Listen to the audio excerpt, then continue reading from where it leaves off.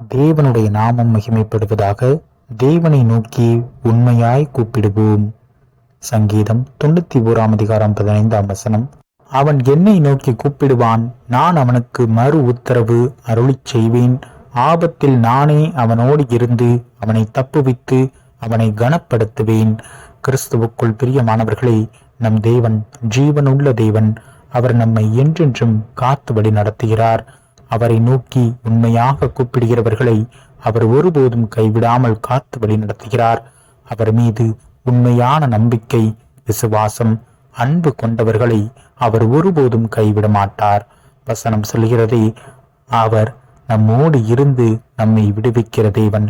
உண்மையாக அவரை நோக்கி கூப்பிட்டு அவரை சார்ந்து கொண்டு முழுமையாக விசுவாசித்து அவரை பற்றி கொள்ளும் போது நிச்சயமாக அவர் நம்மை விடுவிப்பார்.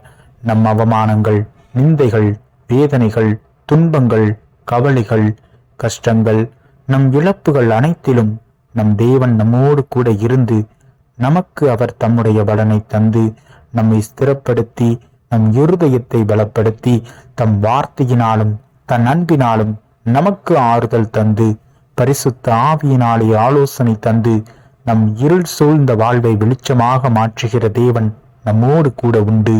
ஒருபோதும் கைவிடார், ஒரு நாளும் விலகிடார். காக்கும் தேவன் நமக்கு உண்டு. நம் நிலையற்ற நேரங்களில், சோர்ந்து போன சமயங்களில் அவரை நோக்கி கூப்பிடுவோம். உண்மையாக அவர் மீது நம்பிக்கை வைப்போம். தேவன் நிச்சயம் நம்மை விடுவிப்பார். ஆமீன்.